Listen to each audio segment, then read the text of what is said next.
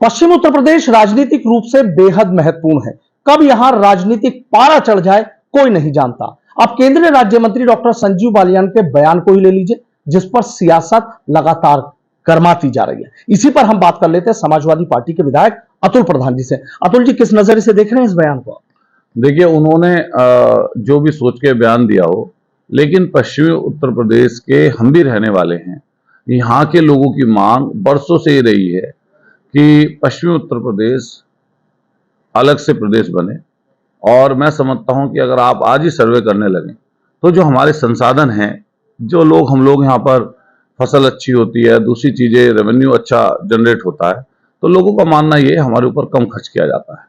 हम भी जगह जगह जब जाते हैं तो इस बात की चर्चा होती है। इसके साथ साथ हाई कोर्ट की बेंच का विषय बहुत बड़ा है। हम लोग और यहाँ की जनता, जहाँ सरकार कहती है कि सस्ता और सुलभ न्याय मिले, तो इलाहाबाद जाकर सस्ता और सुलभ न्याय की कोई आप कल्पना नहीं कर सकते। 1000 किलोमीटर दूरी पर जाकर न्याय मिलता हो। ऐसे में सबसे पहले अगर भारतीय जनता पार्टी की सरकार को, इनकी उत्तर प्रदेश में भी सरकार है, केंद्र में भी सरकार है, अध्यादेश झूठे सच्चे ये लोग ला ही रहे हैं। जो मन आता है उसके यहाँ छापा डल जाता है, जो मन आता है जिसको पकड़वा देते हैं, जो मन आता है और सुप्रीम कोर्ट के आदेशों को पलटने का ये लोग सरकार काम करती है। तो इसमें तो करोड़ों करोड़ों लोग प्रभावित हो रहे हैं। तो सबसे पहले हाई कोर्ट की बेंच का विषय बहुत बड़ा है। हाई कोर्ट की बेंच मेरठ में स्थापित की जाए, जिससे पश्चिमी उत्तर प्रदेश सहित आसपास के जिलों के लोग भी आसानी से अपना न्याय पा सकें। यहाँ तक पश्चिमी उत्तर प्रदेश की बात है, जो आप सुनील भाई कर रहे थे, मंत्री जी की बात, यहाँ पर निश्चित रूप से चूंकि बड़ा प्रदेश है और कई बार दिक्कतें परेशानियां आती हैं, तो इसमें लोगों की चाहना यह है कि अलग स्टेट बने। अच्छा, एक चीज बताइए, बीजेपी के लोग ही उनकी मुखालफत कर रहे हैं, तो क्या आप उनके साथ खड़े हैं? आपको लगता है कि उन्होंने सही मुद्दा उठाया? देखिए, हम उनके साथ वैचारिक रूप से कभी खड़े नहीं हो सकते। भारतीय जनता पार्टी के साथ हमारा विचार अलग है, उनका विचार अलग है। लेकिन कभी कभी कई विशेष तरह के आते हैं जो क्षेत्रीय, जो हम लोग जहाँ के रहने वाले हैं, उनकी मंशा क्या है। और विवाद करने की तो बात अलग है। मान लिया उनके पूर्व विधायक ने वर्तमान मंत्री के खिलाफ कुछ बोला, मंत्री ने उनके खिलाफ कुछ बोला, ये इनका अंदरूनी कलह है। और सब लोगों को ये समझना और जानना चाहिए कि उनको किसने रोका है। जब आप चाहे स्टेट बना दें, आप जब चाहे अध्यादेश ले आए, जब चाहे स्टेट से पास करा लें, आपका यहाँ भी बहुमत है, वहां भी बहुमत है, तो कौन रोकता कौन है? आप जल्दी शुरुआत करिए और बना दीजिए। तो क्या लग रहा है 2024 से पहले क्यों याद आया? देखिए, चूंकि बिहार में जातीय जनगणना हो गई है, इस समय बड़ी दिक्कत परेशानी में है भारतीय जनता पार्टी की सरकार। इसीलिए छापेमारी भी विपक्ष के नेताओं पर लगातार जारी है। पत्रकारों को पकड़ा जा रहा है, शोषण किया जा रहा है, दबाया जा रहा है, कुचला जा रहा है। लेकिन जनता सब कुछ देख रही है। आने वाले समय पर निश्चित रूप से 2024 में बदलाव आने जा रहा है। आप उत्तर प्रदेश सहित देखिएगा, पूरे देश में लोग बड़ी गंभीरता से इस विषय को ले रहे हैं। जिस तरीके से जातीय आंकड़े बिहार में आए हैं, उससे सरकार बौखला गई है। सरकार इसलिए बौखलाई है कि हर व्यक्ति को यह बात जानना जरूरी था कि हम लोग संख्या में हैं कितने। और ये बात कह रहे थे, अभी मोदी जी ने, मुझे अभी भी ध्यान है, प्रधानमंत्री जी ने संसद में खड़े होकर पिछड़ी जात के लोगों के जो मंत्री बने, उनका खड़े होकर परिचय कराया था। तब ये जातिवाद नहीं था।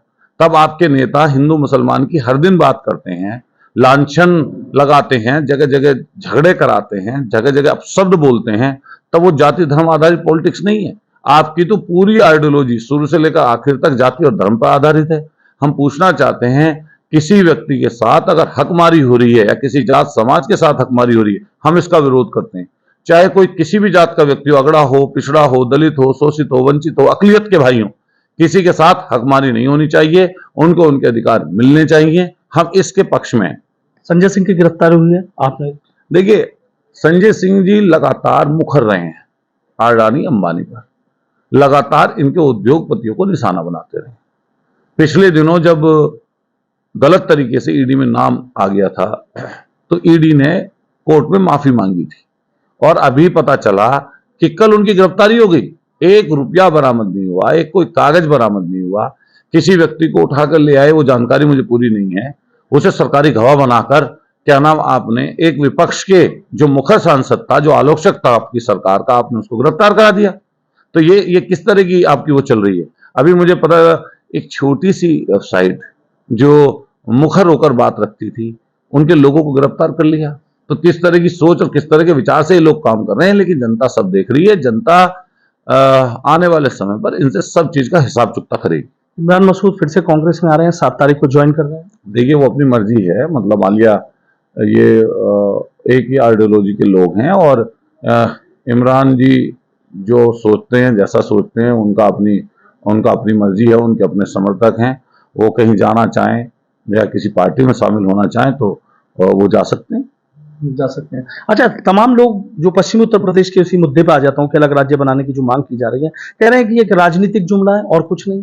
देखिए राजनीतिक जुमला तो भारतीय जनता पार्टी का प्रिय चीज रही है। कहीं पे भी कुछ भी चीज उछाल देना, उससे लोगों में जो पहले विषय उनसे भटका देना। इस समय मुद्दा महंगाई का, शिक्षा का, स्वास्थ्य में परेशानी दिक्कतों का और जो है आपके बेरोजगारी का, तमाम विषय हैं जिनको लेकर सरकार को बोलना चाहिए, उन पर विषय रखने चाहिए। लेकिन सरकार अपने आप ही ऐसे विषय मुद्दे उछाल देती है जिससे जनता का ध्यान दूसरी तरफ चला जाए। आखिरी सवाल मेरा ये है, आपको क्या लग रहा है, पश्चिम उत्तर प्रदेश अलग राज्य बनेगा या उनकी अपनी राय है या पीछे कुछ? देखिए अगर आप समाजवादी पार्टी की राय देखेंगे, शायद वो मेरी राय से जुदा होगी, क्योंकि मैं पश्चिमी उत्तर प्रदेश में रहता हूँ। कई बार ये होता है कि हाई कोर्ट की बेंच का भी नहीं, लेकिन हम पश्चिमी उत्तर प्रदेश के इधर के रहने वाले हैं, उत्तर प्रदेश के। हम चाहते हैं कि हाई कोर्ट की बेंच जल्द से जल्द स्थापित हो। हमारा मानना ये भी है कि अगर जनता को अगर इकट्ठा छोटे छोटे स्टेट होंगे, तो भारतीय जनता पार्टी के लोग भी कहते थे कि छोटे स्टेट होते हैं तो जल्दी न्याय मिल पाता, जल्दी मदद हो पाती है। तो हम तो कह रहे हैं कि आप जल्दी अध्यादेश लाइए और बना दीजिए पश्चिमी उत्तर प्रदेश। अगर अब तक की बात करें तो क्या नतीजे आपको लोकसभा चुनाव के नजर आ रहे हैं, क्योंकि गठबंधन समाजवादी पार्टी आरएलडी का क्या एक तस्वीर अब तक की नजर? देखिए जनता में रिएक्शन बहुत ज्यादा भारतीय जनता पार्टी के खिलाफ है। अगर जात धर्म पर ये लोग पॉलिटिक्स ना करें तो इन लोगों को जमानतें इनकी जब्त हो जाएंगी। और आप चैनल के साथ ही, हालांकि कई जगह सच्चाई भी दिखती है, आपके माध्यम से दूसरी जगह बात जाती है, आपको मैं विशेष रूप से नहीं कह रहा हूँ, एबीपी चैनल ने लगातार पक्ष विपक्ष दोनों के विषय को दिखाया है। लेकिन कई चैनल हमारे यहाँ हिंदुस्तान में ऐसे हैं जो पूरे दिन मोदी जी का रट्टा लेकर बैठे रहते हैं, वही पढ़ाते हैं, वही दिखाते हैं। अभी देखा नहीं आपने पेंशन के लिए कितने सरकारी कर्मचारी रामलीला मैदान में इकट्ठे हुए? क्या सरकार की आंख खुलने के लिए काफी नहीं?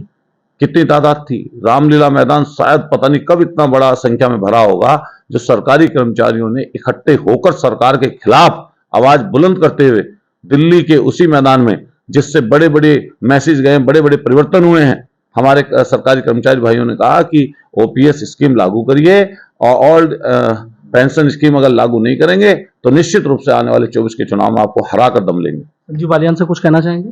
देखिए संजीव बालियान जी जहां से मैं विधायक हूँ, उस क्षेत्र के सांसद हैं। मैं सांसद के रूप में, मंत्री के रूप में उनका अपना क्षेत्रीय होने के नाते सम्मान करता हूं, लेकिन वैचारिक रूप से हमारी और उनकी विचारधारा जो है वो जुदा जुदा है, अलग अलग है। वो अपना काम करते हैं, हम अपना काम करते हैं। इसी मसले पे कहना चाहेंगे पश्चिमी उत्तर प्रदेश? हम तो कहना चाहेंगे कि हाई कोर्ट के लिए अध्यादेश जल्दी ले आएं और पश्चिमी उत्तर प्रदेश के लिए भी जरूर अपने बड़े नेताओं से बात करके इस काम को भी आगे बढ़ाएं।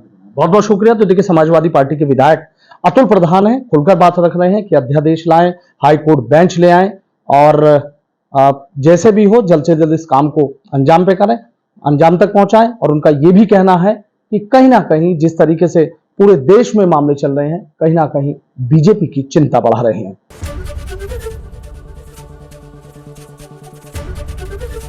एबीपी गंगा, खबर आपकी, जुबान आपकी।